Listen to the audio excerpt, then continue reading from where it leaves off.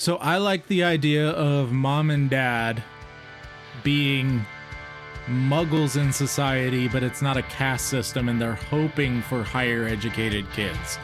So they begin to educate themselves, kind of, whatever, outside of the institutions and read books and things like that. Start reading the Harvard classics. Basically, yeah. This ain't your grandmother's dusty old poetry book. Fall in, bookworm maggots. This is Poetry Bootcamp, third Friday of every month on the Poets at War Creative Network. For men grow weary of fairyland when the dragon is a dream, and tire of the talking bird in the tree, the singing fish in the stream, and the wandering stars grow stale, and the wonder is stiff with scorn. For this is the honor of fairyland and the following of the horn. Good job. Okay, sorry to make us like 20 minutes late. It's all good. It's all good.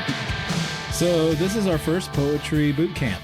The whole idea of this is that we're going to work together, Alex, Daniel, and I, and essentially create some kind of epic poetry, however that turns out.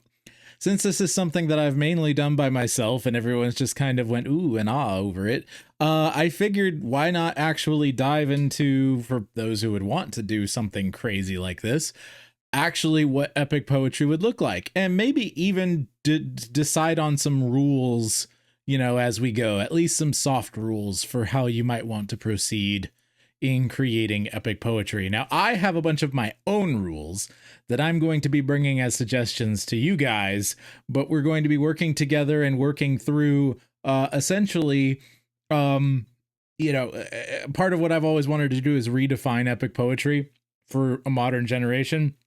And I feel like the only way I'm going to really do that is through something like this. Right?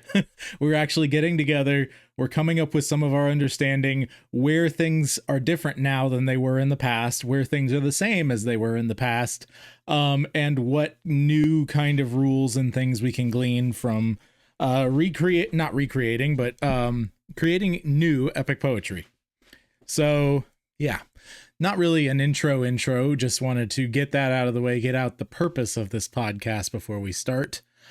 So we're going to be going from the ground up. We literally just decided before I kind of made that intro that we're going to try to use Apple Pages. Daniel has to download the app if he doesn't have it, I'm guessing. I don't know if I probably do. I just haven't used it. And now we have something to work on. So let's go ahead and get started. What kind of story do we want to do? Epic poetry, I'm going to define for us in this podcast and, going forward as essentially something longer than a single song. We can decide on how long we want to do. But it tells a full narrative, and that's about it. So that's our goal. We can do a whole world. We can do a single short story. We can do whatever we want to do, and we can stop when we need to stop. This podcast can go when it needs to go. I'm not expecting it to be 3 hours, something like an hour or two, somewhere between an hour and 2 is what I would say. And so, yeah, those are our parameters right up front. I have a suggestion for something to do that is very much in the vein of what I've already been doing. In a lot of ways, but you guys are creative too in various ways. So what kind of story would you like to do, even if it's just still kind of vague at the moment in your brain?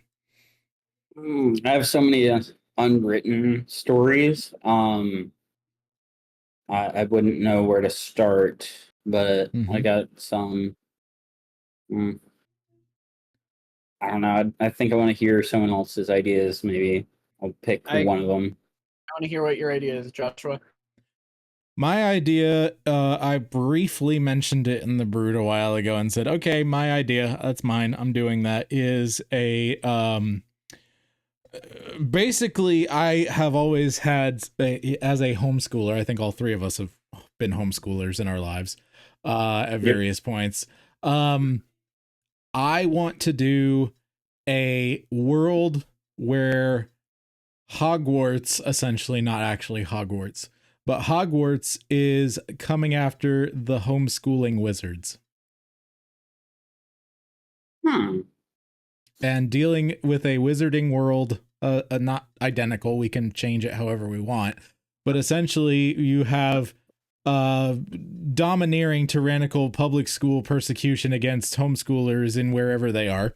And we deal with a homeschool family who are trying to carry on as homeschooling wizards. The kids actually have the propensity to trust certain adults, unlike Harry Potter. And we have good adults and bad adults and whatever else, but it kind of take a little bit of that. I like what Wingfeather Saga does with kids and adults. They do a very realistic world with kids and adults, and the kids are very coded homeschool, even though, you could say they are or aren't, based on time period and all that other kind of stuff.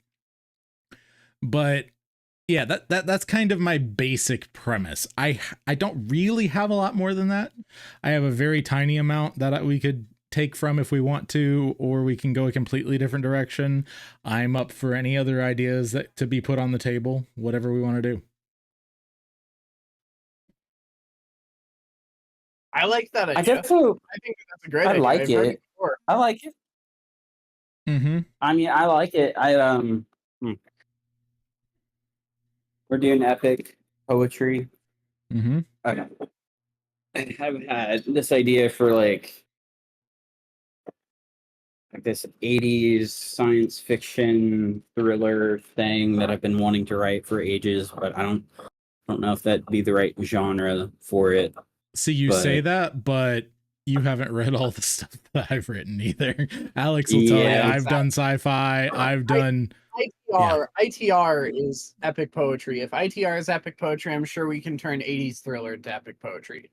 You want to give me the basic premise of this story just so we can compare? Oh, it's kind of like multifaceted, and that's okay. That's what a podcast is for. Neurospicy way. It starts out with this colony, like it's this cult. It starts out with this cult, and they start out on the moon, actually, and that's kind of like a hidden thing. They're not even really aware of that. The main character isn't, at least. The main character is this girl named JL. She is It's very like YA fantasy starting vibes. But essentially things start to derail, and the colony kind of goes up in turmoil. Big part of it is the telepathy and how that all operates and functions, and how she navigates the secrets and stuff of the said colony. Then we kind of flip, and there's this like ground level story happening following this young girl named Eris, and her cousin are out playing. Her cousin disappears, and then she becomes sort of like this vigilante character, more on the side of like hacking rather than fighting and that kind of thing. Right. So yeah, it's the tale of those two kind of happening coincides. They can very much be handled in separate stories, but essentially it was this like golden age superhero thing that was a blend of like golden age superhero tropes with 80s aesthetics, some horror imagery from movies like Alien and that kind of thing, kind of all blended together. Yeah. Okay. Alex, thoughts? I put something forward, he put something forward. Unless you got something, you can be the tie. I feel like the 80s one definitely could work. It'd be really interesting, especially with the like resurgence of 80s pop culture, and maybe trying to do a more accurate take on 80s culture might be kind of fun. I saw something on Twitter that said something along the lines of all of this 80s stuff is happening right now, and it's very, very colorful. I don't think that anyone remembers how brown the 80s actually was. Right. Because everything was brown, and then it just was like 30 or 40 pictures of everyday objects in just crap brown glass. Mm-hmm. So I feel like that could be fun. Like doing yes, this is the 80s, and there's some of that aesthetic there. There's pops of color, but there's also just like, what the heck? Especially with the themes that you were talking about like horror and blending that. I feel like that could work. Yeah. So a big I part of really it. want to do homeschool Harry Potter, though. Yeah, that does sound fun. I've never read Harry Potter. Really? I haven't either. I've I'm never read surprised it. I'm not. I don't really plan on reading it. Like, I probably should, but I haven't. I've gotten through I 3 do, quarters however, of it, notice and I know everything I hate about it. I was guiding the kids at my job, my clinic. I'll say it that way. I was guiding them through this. Just we were having fun, being silly. I printed off spell books for them, gave them sticks, and we went outside and had a spell battle. Mm-hmm. Are And you trying to get burned by the church in the 80s? What about the 80s? The 80s thing. What? So homeschool Harry Potter. Okay. All right. So we have a basic idea. Let me just pull up what I do have. People don't need to see it. I can just tell you guys. I have very, very little. Give me just a minute to get to that. I did a very tiny amount of world building a while ago. Let me just see what I have. Anyway, go ahead with what you're saying. I'm still looking for it. So is it like 2 different worlds? Kind of like we can Harry decide Potter, on that. Okay. Yeah, we can decide on that. I don't want it to be in her world. I want this to be something that if we want to publish it, we can. Generally speaking, I really don't want to do fan fiction unless you guys are all over fan fiction. You can write something in J.K. Rowling's world if you wanted to. But I don't. Like my entire problem with the series as of right now is that she writes magic like she doesn't believe it exists. Right. You couldn't write something where magic doesn't exist. Right. You couldn't do that. You're incapable of it. So all I have right now, and I'd like it to be a large family, but I want the protagonists to be and I'm saying I'm not saying this is. Okay, so keep that in mind. I want the protagonists to be a pair of identical male twins named Cornelius and Caraticus Rutt. They are constantly called by all manner of short names by non-family members, but prefer in all instances to be called by their long names. So Cornelius and Caraticus. Minor callback to Chitty Chitty Bang Bang. With Cornelius and Caraticus, but I that's that reference. Yeah, that's literally all I have at the moment. So if you guys are good with those names, we can put them down. If not, and the concept of them. Having either of those names is going to throw the syllabic structure of a given line through loops. And there's ways around Cornelius and Caraticus is what, 9 syllables? Cornelius, you can do 4, you can do 5 on Cornelius. And Caraticus, it's 4 on Caraticus. Yeah, so if we had Cornelius and Caraticus as one of the lines, we couldn't do anything in common meter. But the only people who actually no, we could. there's ways around that. But the point that I'm trying to get at is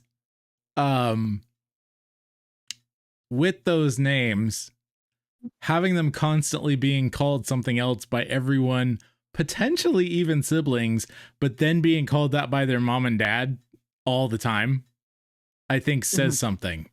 Long term, big part. Like there's a lot of stuff you can do with that with the story, and I find just being called Joshua Generally speaking, I'm Joshua, not Josh.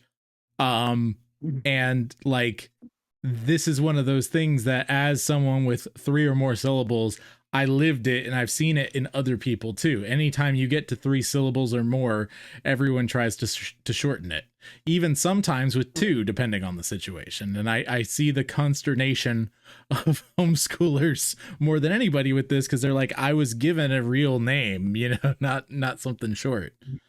But that's just an idea. I really do like the idea, because you also have the, like, I know you are, I know that you want to more ground it and not go super high and lofty, but like, they know their true name and they're not going to allow anybody else to read it.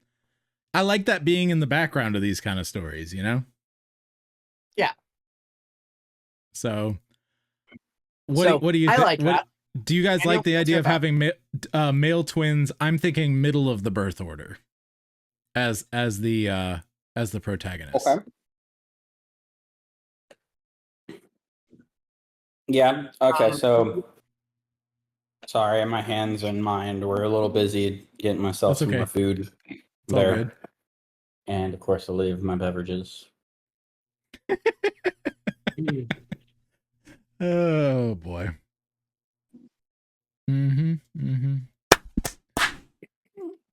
I have. If you write down some of your ideas, I'll have like an easier time following along, I think. Cool. I will start to put some of this down and everything, since y'all have hands full. And Karaticus, however we want to spell that. Identical. That's how I was picturing. Do what? That's how I was picturing we would spell it, with 2 T's. Yeah.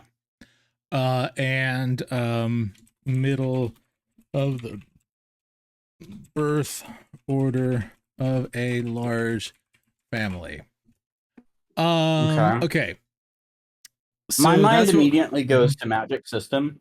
Oh my goodness. I'm sorry. My tablet died and fell on top of things.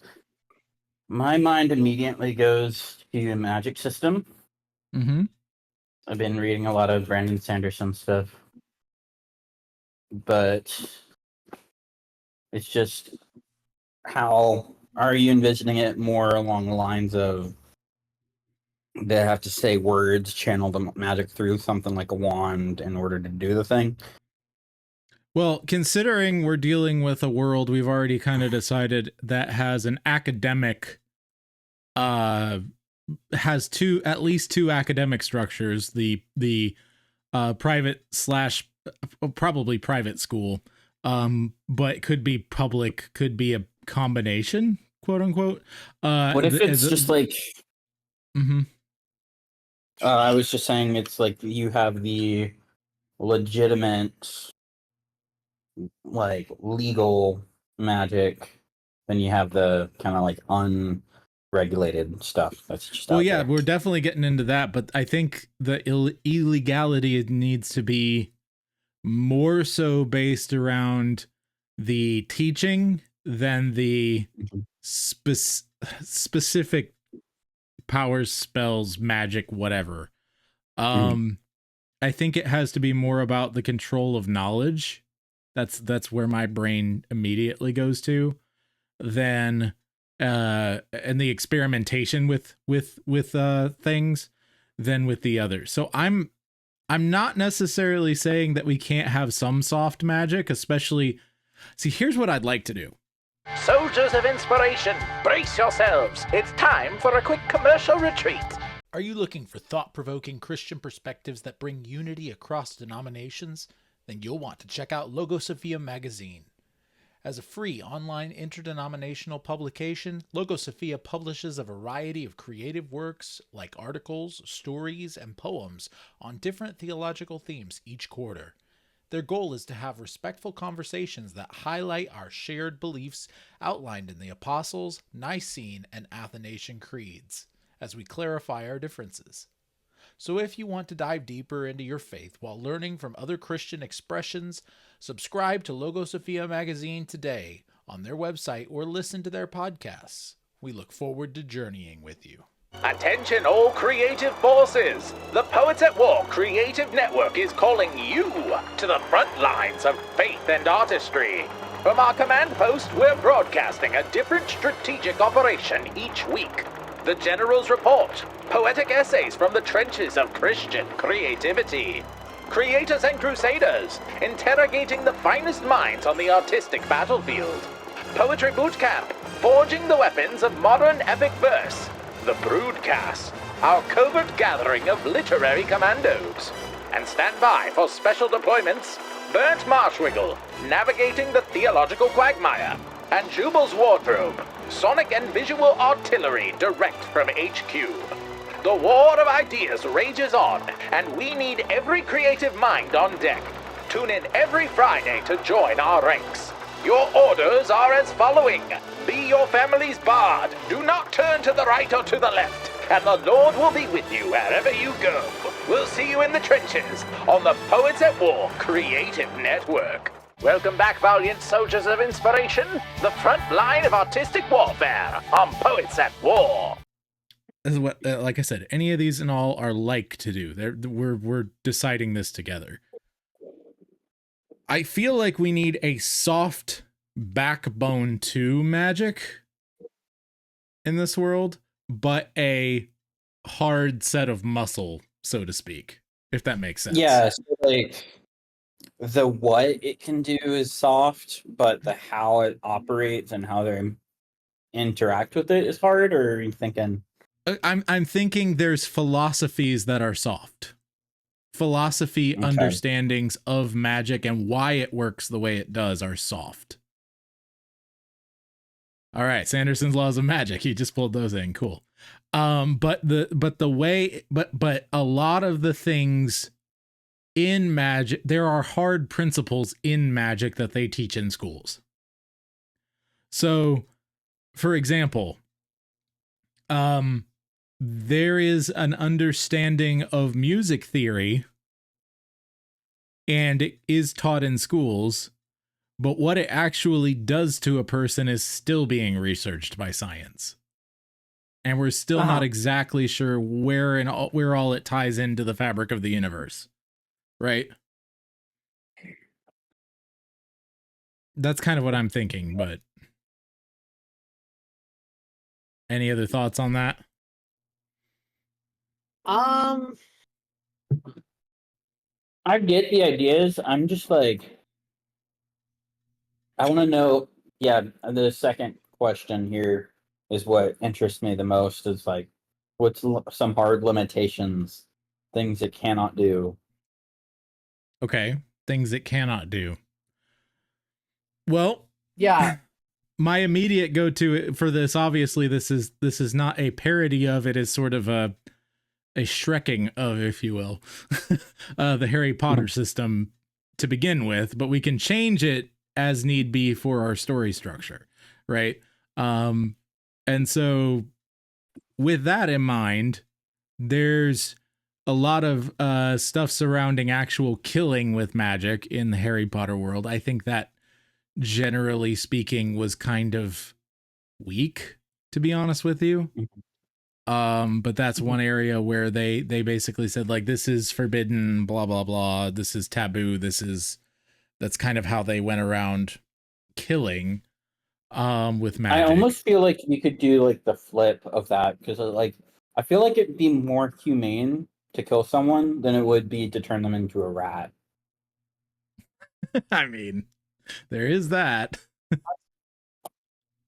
So here, okay, we got a couple things going on here. We've got the basic, bland, vanilla, Hogwartsian magic system, just to start, right? And we can look stuff up and figure things out as we go. But basically, like, it has its own metaphysic and structure and that sort of a thing. It's very basic. It's not 100% hard, but it's probably 80% hard, I'd say. And then we get to, how do we change it for our story? The main focus of our story is, the institutions, school, government, etc., when they go bad, people take back the elementary principles, the magic, and take control of it for themselves, right? So that's kind of what I'm seeing. Yeah. Mm-hmm. If I can offer something. Yes, please. Also scroll down so people can see all the rules. Yeah. Will do. There. Yep, go ahead. If I can offer something. Yes. So, as I understand it, Harry Potter's magic system operates on two levels. The back end, like how she actually wrote, like how she was actually thinking about it and how it functioned in a mechanical sense. And then the front end of how it was presented. It was presented as a very hard magic system. You have to do this to do this. Like all of the spells are written down in the rule books. You can't make it up. There's no actual softness to the magic system. At least that's how it's presented. Right.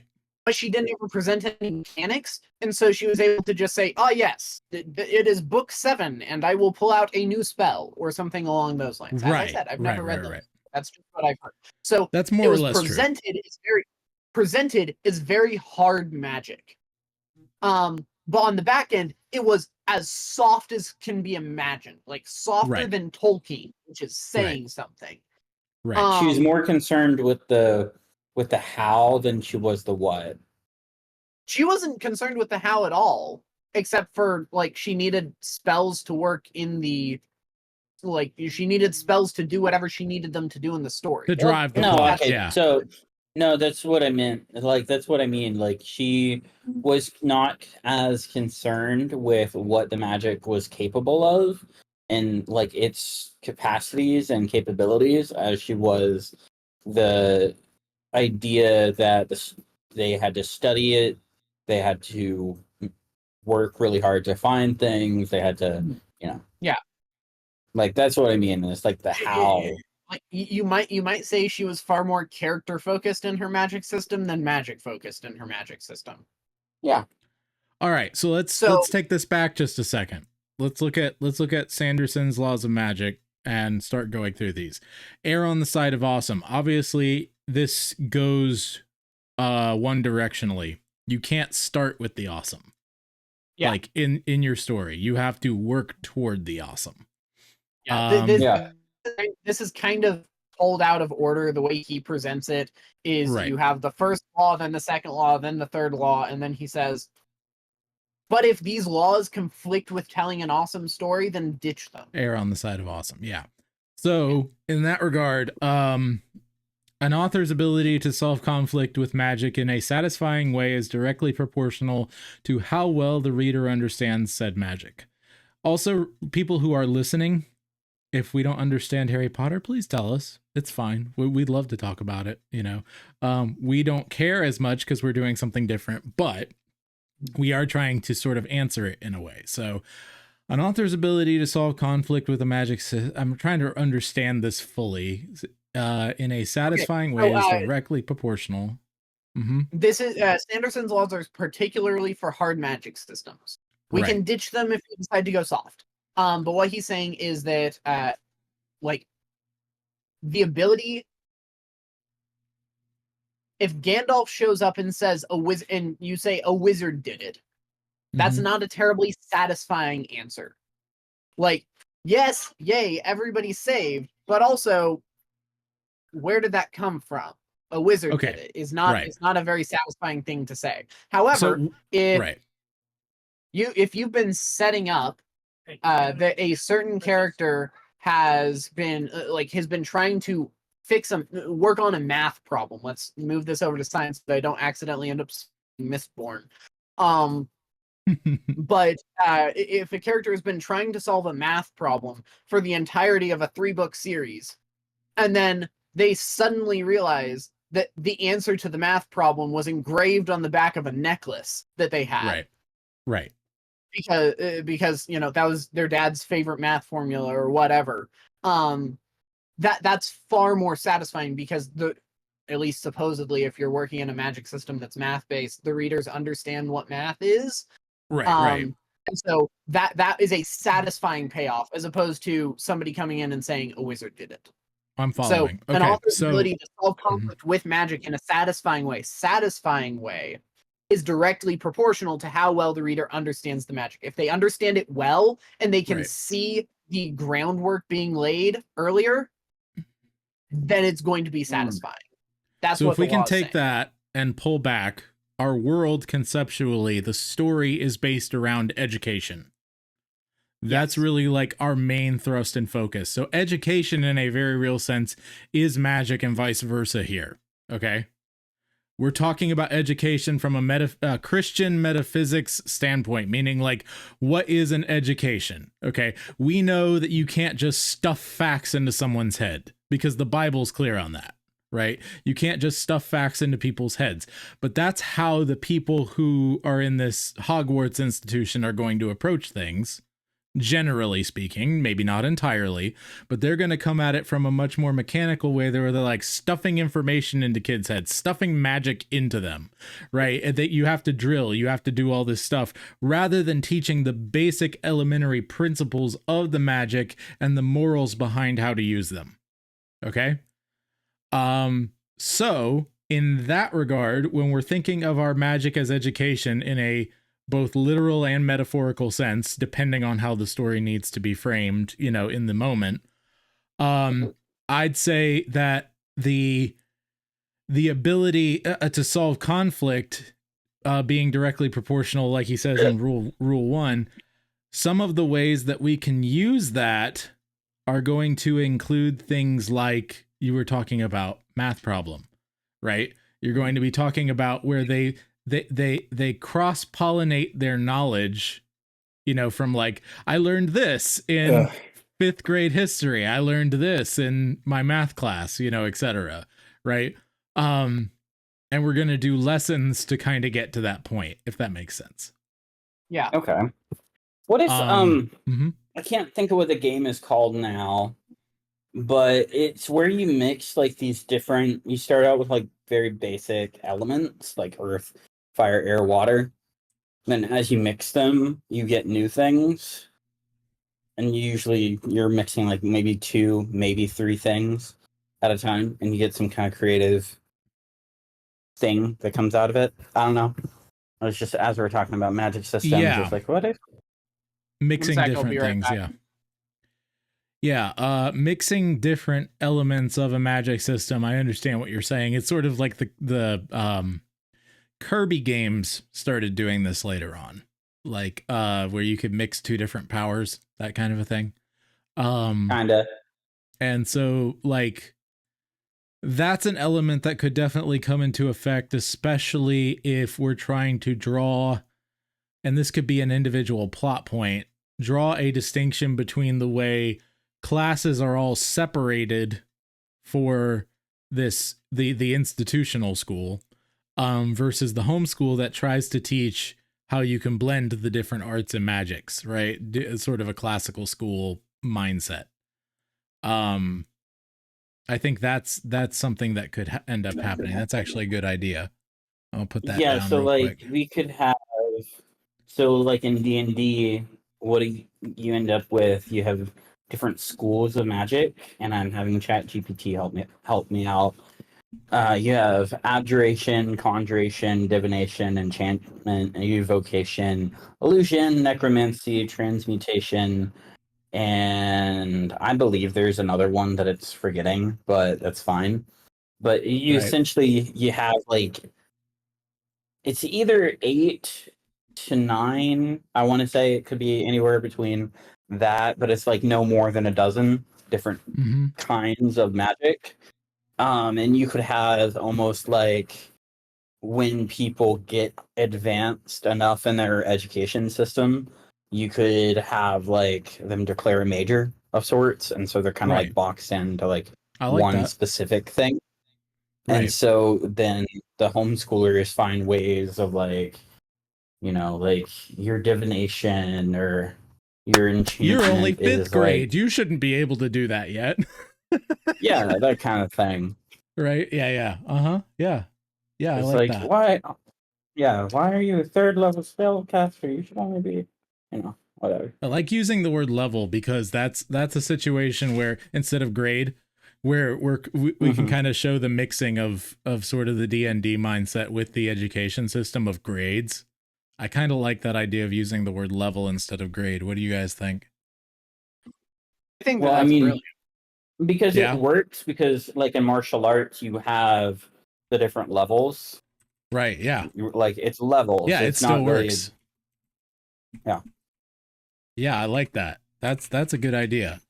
So what is the ultimate purpose of a spellcaster in this universe? I would argue that it would have to be every area of industry, defense, et cetera, et cetera. And so different Well, people okay, so study different if things, we were right? to take it, yeah, if it's different things are happening, so you'd have abjuration, that is Mm-hmm. for protective spells such as shields, wards, and barriers. They could essentially be like white hat hackers and that kind of thing, making like firewalls of protection for people. Mm-hmm. Conjuration involves summoning creatures, objects, or even teleporting. Um, Basically, like the pilots, I guess, Mm-hmm. Right. Yeah, more or less I think we pilots, and I think all the different industries is generally a good idea. Like you were saying, we can tease that out to more specific areas, but I think generally speaking, we're talking about workforce, labor force, right? necromancers in the healthcare. There you go. I kind of like that actually. That's Yeah. really fun. Kind of tongue in cheek. We'll keep that in Ooh, mind. Aaron had this idea of a necromancer whose spells were like really meticulous and stuff, and he could heal people, but oftentimes it was easier to kill them and then bring them back. And that kind of a thing. And so if he was to like actually go about healing, he had this really elaborate like mathematical equation that he had worked out, and it was like based on their hit points, their starting hit points. And he would do some sort of mathematical situation to try to get them back up to their maximum, but that might involve him stabbing them in the throat first. Right. Okay, so I have an idea. I have a couple ideas based on that. Brilliant. I have a couple ideas based sort of on that. Okay. Yeah. So Alex, please make some notes on this, okay? Here's what I have in mind based on some of that idea. What if so immediately when we talk labor force, my mind went to muggles in the Harry Potter universe. Are there muggles in this world, people who don't use magic, etc., etc.? I'm going to say by definition yes, but it's a faulty definition. And getting to that, basically just like education. Yeah, go ahead. I think we still have muggles, but I feel like magic should be learnable to everyone. It's just not everybody takes the time to learn it. That's exactly what I was getting to. But also, the Muggle myth is presented by the institution as some people are just Muggles. Whatever word we use is Muggles, right? Some people are just the cogs in the machine. Some people are always going to flip burgers, and they really can't get above a certain level. Right? That's what the institution tells you. And when you get to that point, we have a space for you in society. All right? We have multiple spaces for you in society. These people are just as important as all the others, but there's a dichotomy between them. Right? And officially, the eldest siblings of the Rutt family were declared Muggles by the institution. They went to the institution first, and then because they went to the institution first as a family, and then they pulled out of the institution. You see what I'm saying? Oh, so the oldest siblings of the main character's family. Yeah, maybe first two or something like that. Yeah. Right? So you guys are kind of following what I'm laying down here? Yeah. So like, is it more like they studied for a test and they like failed it, or Was it more I'm arbitrary? What do you? Mm-hmm. Go ahead. So, are we thinking? Are we dropping the like magical, non-magical world dichotomy? From I Harry think Potter? so. I think so, but I think the it's a lie. It's a myth that is perpetuated in the society. But in actuality, yes, we are dropping the dichotomy. Like, there's not two separate dimensions. They're in two separate dimensions in Harry Potter. Oh, you're talking about the dimension, the physical dimension. No, I'm saying like, are there two worlds? Like, you know, Oh, you in have Harry Potter, kind of. There's Yeah. There's yeah, it's fuzzy. There are things that are hidden that are part of the wizarding world. It's sort of like the spiritual world and the physical world. But they do take up place and residence on this plane, if that makes sense. Yeah. As far as I understand it. So as far as that goes, yes, as far as that goes, I think we just have a completely magical world where everybody sees everybody and nothing's hidden.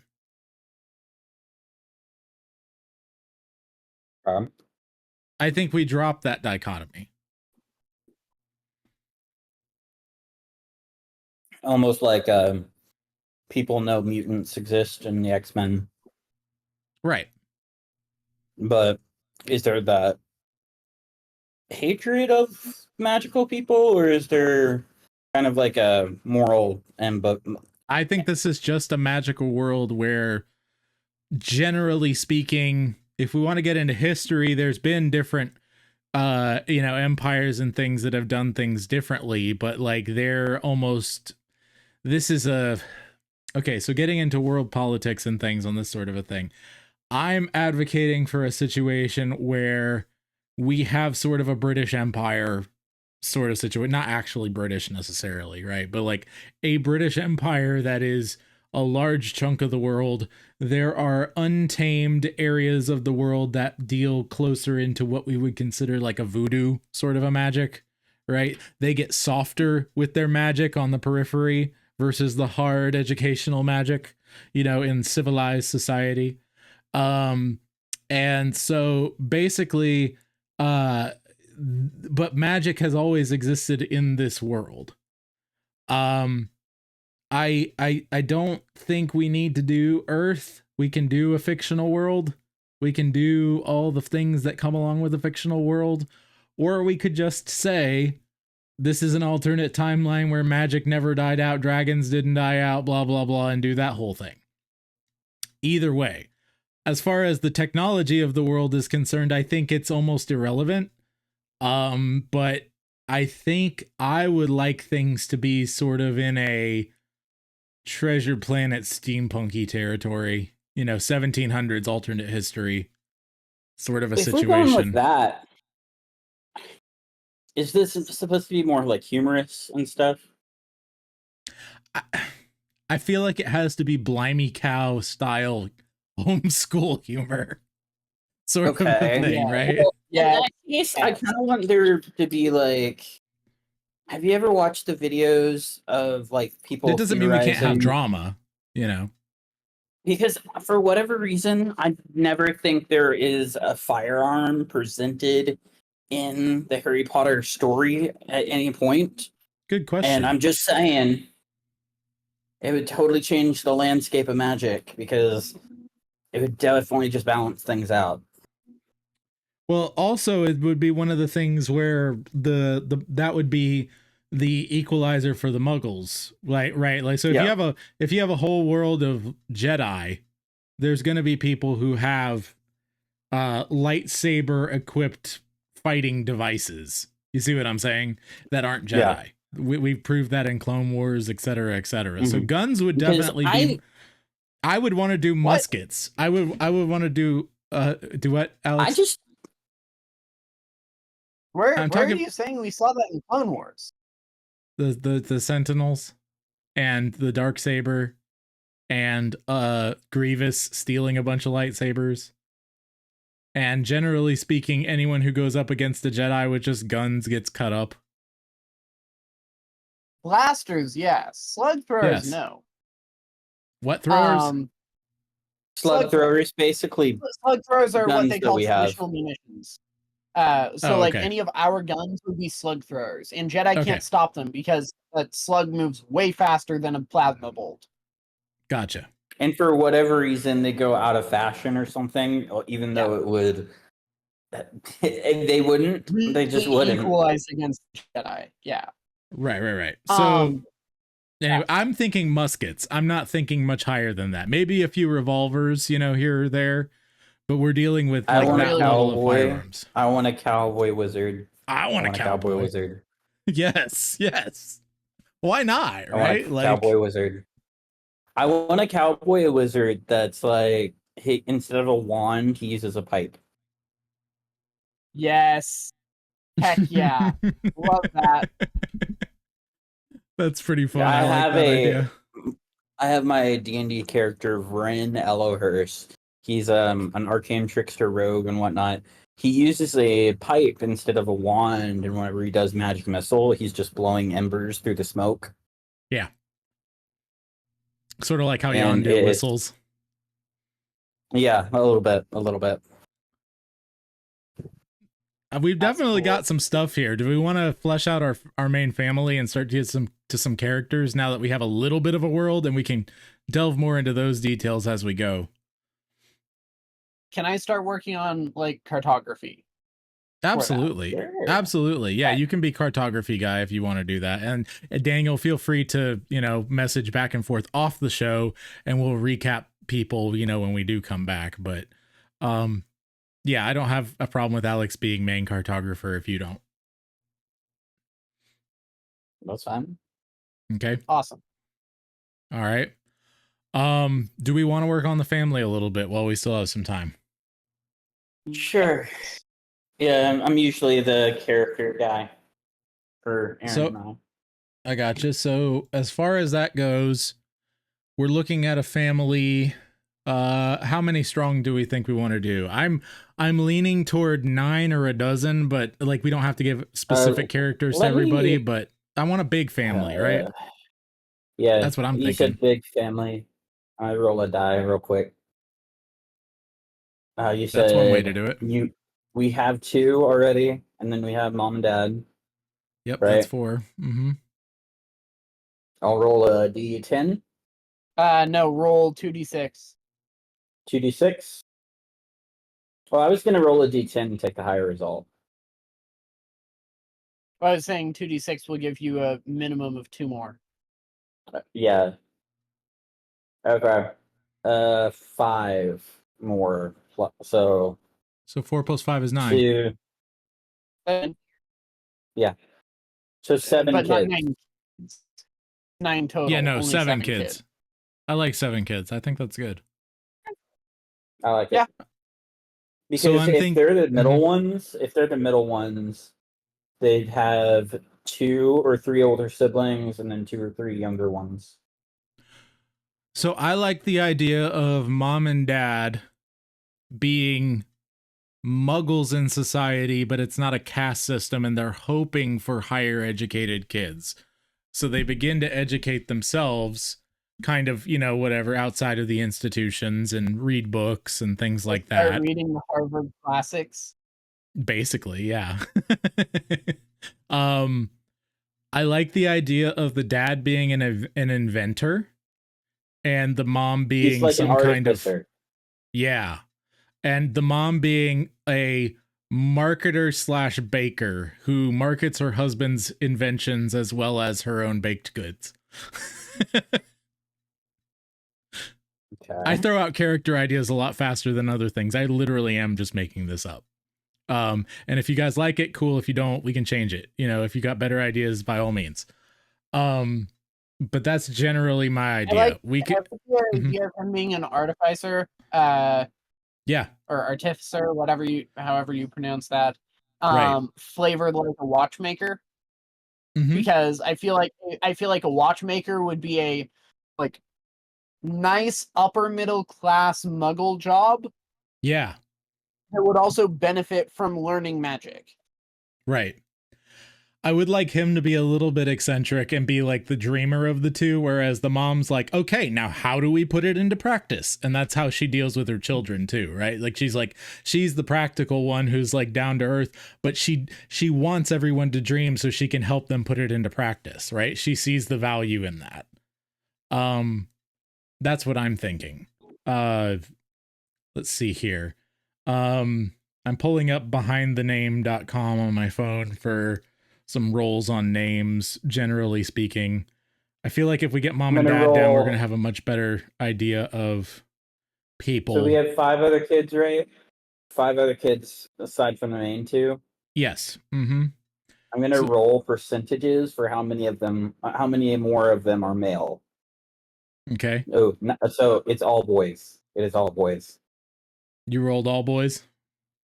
Yeah, I rolled and I told the dice, what percentage of their siblings are boys? And it said 99%. Yeah, I think we should have one girl. Yeah. I think there should be at least one girl. What if like they're all boys and then she's pregnant with a 8th kid and the 8th kid is girl? No, I think we want to have a sister. I think that we want to have a sister who's active in the story, who they can. I think she needs to be one of the first 2. Whether we have an oldest male or a female, I think we need one girl, and we need her to be. I like the idea of one girl because then we can have the situation where all the brothers team up against the boyfriend. Yes, you know? I like it. Yeah. Okay. And so in that regard, I think she should be second. I think we should have an oldest. I think there needs to be something tragic with him. Ooh. I don't know what specifically. I don't want him to be disabled necessarily, but I want there to be something. I really want to do him, the eldest, as sort of like a Downs but not Downs character. Someone who is actually fully functional, who is going to live a long life, but is generally simple-minded. But he ends up being like uber heroic. A blacksmith. Yeah. Yeah, basically. Like your stereotype of a blacksmith or a carpenter. Right. Probably closer to blacksmith. Right. So I'm thinking that like for him. Forever Bachelor type character. Yes, but maybe. But the main how about, point, like, they're afraid that he never does, but then like we wait until like the very end. Yeah, something and, like that. Maybe give him a girlfriend. Yeah, something like that. I think he needs to be a character he's a Samwise Gamgee in a lot of ways. And he stands up for his younger brothers and sisters and takes his role as eldest really seriously. You know? What if this third kid, the third one, see, we have the oldest son, we have the oldest daughter, and the third kid's a son. I'm getting Edmund vibes. Yeah, I am too. I'm thinking third born after the daughter is going to be Edmundy / Eustace. He's going to be a little troublemaker. How do you spell Eustace? Eustace. Eustace. TAC. Yep, that sounds right. Okay. Soldiers, prepare for a momentary ceasefire. It's time for a commercial interlude. Attention all Christian writers and creative peoples. Are you searching for a place to share your work and receive encouragement from fellow wordsmiths? Look no further than the Broodcast. Inspired by the legendary Inklings of old, a group of writers who banded together during the Second Great War. The Broodcast is your monthly gathering for inspiration, fellowship, and critique. Join us as we share our stories and support our fellow soldiers on our creative missions. Enlist in the Broodcast community today at joshuadavidling.com/brood. Travel cyberspace. Serve the greatest cause. Join the ranks of the Brood today. In the heart of Atlanta, a city teetering on the edge of chaos, 4 extraordinary individuals rise as the Guardians of Atlanta, an unstoppable force against the encroaching shadows. William Crusader Avery, a knight with unwavering faith, leads this divergent team, joined by Cirrus Cyclone Jones, a weather controller gifted with angelic power. Bobby the Great Phantasma Carter, a master illusionist capable of bending light itself. And Amira Mirror Kadru, a seemingly innocent young woman with the ability to copy powers and knowledge. As part of the coalition of underground resistances against global empire, Courage, they stand as city's last line of defense against political machinations and ancient evils seeking to plunge Atlanta into darkness once more. Brace yourself for a thrilling journey into the world of Courage universe, where epic poetry meets superheroes in Guardians of Atlanta, an electrifying serial releasing continuously in ebook, MP3, and animated video formats. Soldiers, rise and march forward. We've returned from the commercial front lines to resume our poetic campaign on Poets at War. I'm rolling for writing names. Ooh, who likes Nicodemus as the father's name? I like Nicodemus. Yeah, I like Nico as Okay. his name. Nico's a good short name. Ooh. That's really cute I for the love that. wife to call him Nico, Oh, I love that. That's actually like a amazing. pet name. That's Okay, awesome. Nicodemus. All right. This is And how, by the then- Oh my way, goodness. I'm sure both of you have met her. Hello. Can you say hi to Hi, Hello. hi. them? They're saying hi, but the mic's not picking them up. Discord's really good about picking my voice up and nobody else's. It's true. It is. I'm rolling for. I'm rolling for names. I do have for the wife. Nothing sticking out to me yet. I kind of want to do a variation on a name, like something you like. You know how you kind of maybe mash two names together, and Guinevere is one of the ones on my list in my brain, but I want it to be mashed with something. I don't want it to just be straight Guinevere. I mean, I just read about about. Gwendolyn? I'm What sorry? was it? What about Gwendolyn? Gwendolyn's there, but it sounds too gentle to me. She's more of a Spitfire. Ew. Why doesn't belong to me? Interesting. What's interesting? I don't code Gwendolyn as gentle. I do, but Primarily Yeah. because the two like connect points that I have connected to that name are Gwendolyn Christie, who plays Brienne of Tarth in Oh, the Game of Thrones Oh, man. series, and also Captain Phasma in the new Star Wars movies, which we can completely forget. I got a mashup name. You want to hear it? I'm not saying it's 100% for sure, but it's a good start. Felicilin. Felicilin. Yeah, I don't hate it. what? like What is that? Felicity or Felicia, right? That name mixed with Alin, like Felicia. Emmeline, right? Felicilin. I Felicilin. like I don't know how we would spell it, but you guys can figure out how you want to spell it. Oh Felicilin. goodness, I don't like the way Felicilin. Felissa. When? Felicilin. Yeah. Oh, that doesn't read right. Felissa.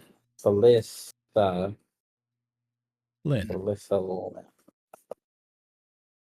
I think I'm not mad about this. You read it. I had them all written down. Okay, let me take a look. Oh boy, let's see here. Do Like mini character profiles.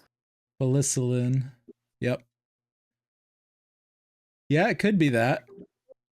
Almost want to see in there though. Feliss. Maybe CI instead of SA. Okay. Maybe an E on the that's end. that's the general way to spell Felicity, right? Right. Or Felicity. yeah. And then an E on the end, like Madeline, or Felicilin. Mhm. That's what I'm thinking. Thinking Lynn. Yeah, you could do it N and E. Yeah, if you wanted an extra N. See how it looks. Yeah, I like that. It's easy to read. What if it's no? No, I like the I, Felicilin. There's 'Cause just that's like how you a would lot do of I's and a lot of L's. It is, but it's whimsical that way. Okay. I think so. You could almost call her mhm. Lily. Yeah, Lily and Nico. Mm-hmm. Can I try? Yeah, you can try. Ooh, there you go. Yeah, okay. I like the E I on just the like end that still, one. though. You like the E on the end? I do. I just like. I definitely like the Y there. Mm-hmm. Felicilin. Okay. So we've got Nicodemus Rut, Felicilin Rut. We've got our eldest. I want like a lesser king of Israel name for him. Like that's what I'm thinking. Josiah, Joash. I don't want Josiah, it's used too much. Joash. Jehu. Nah, I want an Aya, I think. Hezekiah, Zephaniah, Zechariah, Azariah. Azariah is pretty good, and that's one of your people's names, but Yes. I have a guy named that one too. Oh wow, really? That's cool. Yeah, he's like the mentor figure and all kinds of stuff. He had a backstory being what like about a former Ahaziah? villain. Ahaziah? Yeah. Yeah, I think Ahaziah. Is that the oldest one? Ahaziah. Yeah, I think so. Ahaziah How do you Rut. spell that? Ahaziah. Oh my goodness. I generally pronounce that without the H. A-Z-A. Ahaziah. You say Ahaziah. I think Ahaziah is fine too. Either way, it's Ahaziah.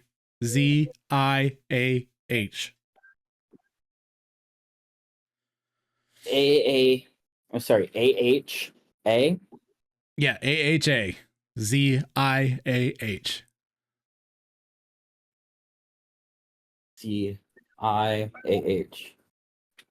No R. Yeah. Just yep. That's it. Yep, you got it. All right. And then the daughter. Okay, we got Felicilin as the mom. What if she has the short name? I just wrote something. See if you like it. I don't, but No. What is it? but I'm not. I said Edith. If you guys are good with it, then we can go with it. That's fine. Edith. I don't think Edith works. I was not thinking with Ahaziah. I was thinking Zoe. She does get the short name. Zoe means life. It's a pretty chill, like simple name. Zell. I like that. Zell. What do you Zell? think of Zell? Zell, you just got named. You just got a character named after you, just so you know. Oh yeah, there you go. I like Zell. All right. Are we gonna go with Zell? I like Zell. I think we're going with it. Unless Daniel, you got a better one. I or really hate it.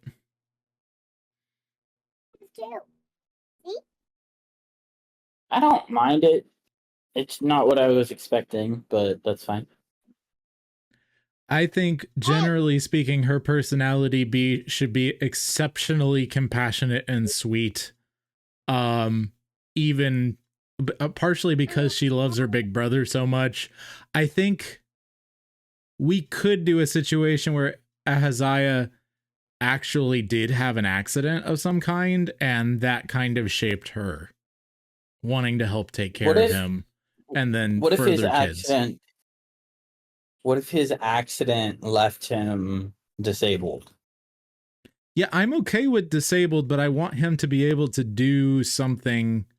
Ooh, ooh, ooh, we've got a mad scientist dad. What if he lost an arm?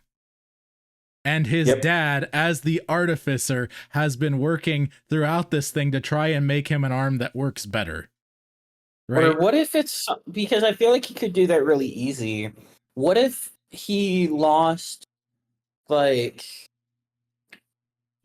part of me wants to do something in this region where, like, you can't speak.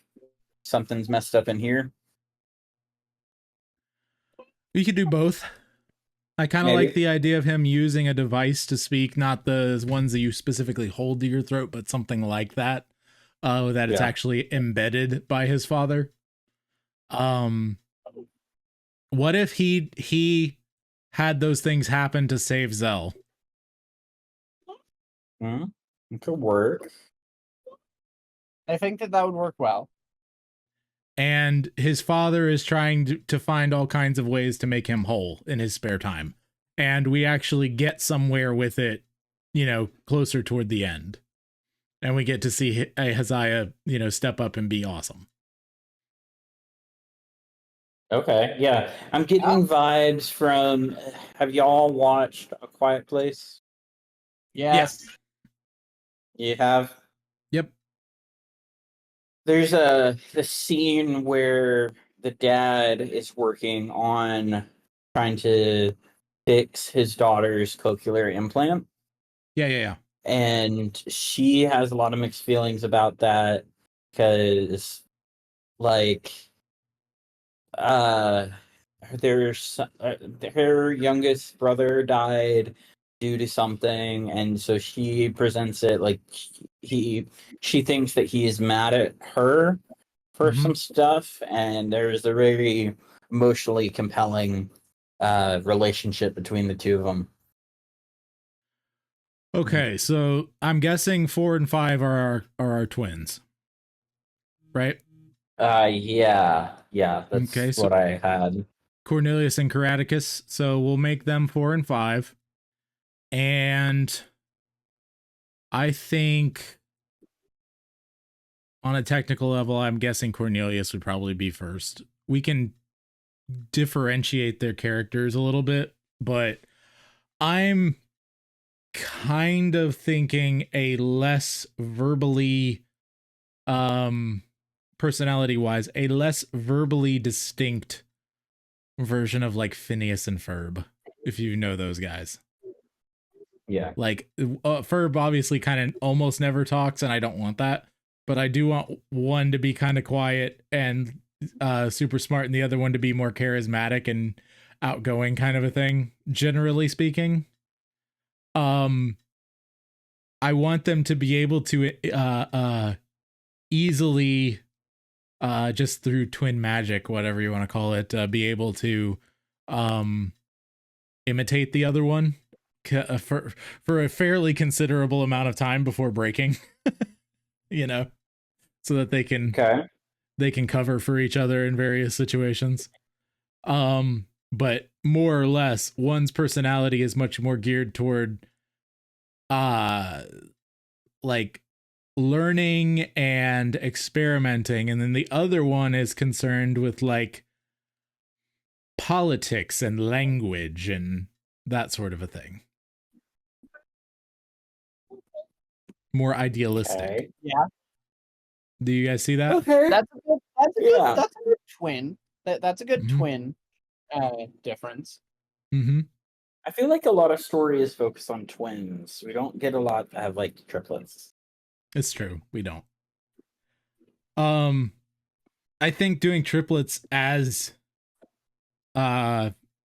protagonist gets complicated. Yeah. But unless you're focusing on one of them, you know. Yeah. But as far as the last two, or I like think we had one that was like an antagonistic type thing. I think we should have, okay, so we got 2 more boys. I'm thinking a 5-year-old, the typical 5-year-old hyperactive joker who likes fart jokes and stuff and says goofy things, off the wall things, maybe even dark things at times, you know, that it's just like dark humor. And then the baby, you know, your general baby who by the end of the series will have grown up and we know him better and we can kind of play through that as we go. What if he's sort of like Jack-esque? Yeah, that's what I'm thinking. Yeah. What do we think of that? Is that kind of round out our family for now? Okay. Yeah. What was between Cornelius and Caraticus? I'm thinking Cornelius is the older of the two by a couple minutes, whatever, and he's the political go-getter, you know, is interested in language and history and people. That only gives us 6, though. We need one in between Cornelius and the 5-year-old. No, right? 1, 2, 3, 4, 5, 6, okay. 7. Sorry, forgot about the one. Yep. So we've got 7. And so what was the third son's name? The third, we didn't get to the names of these yet, but I was just trying to round out the general family dynamic. Okay. I think we do need to probably start wrapping.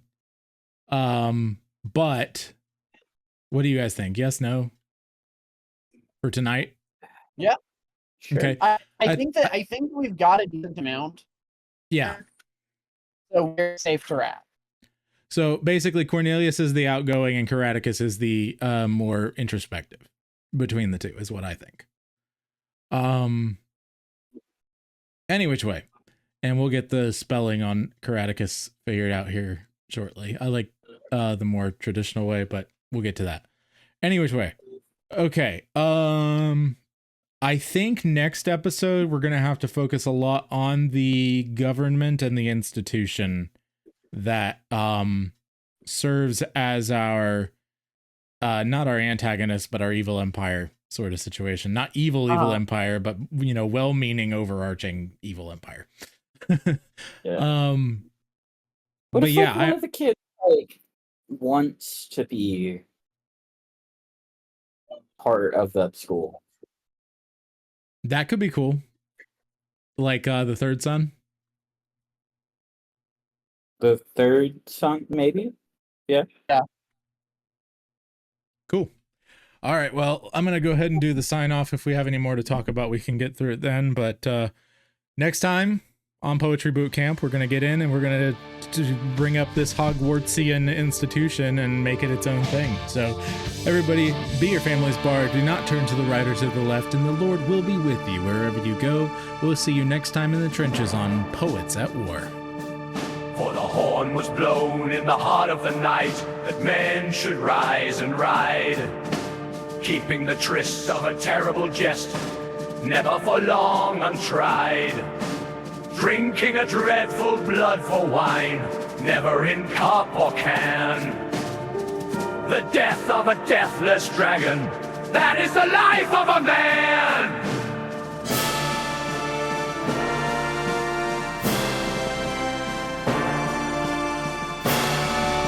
No mamby-pamby beatnik coffee lounges here. This was Poetry Bootcamp. 3rd Friday of every month on the Poets at War Creative Network. For more, visit joshuadavidling.com.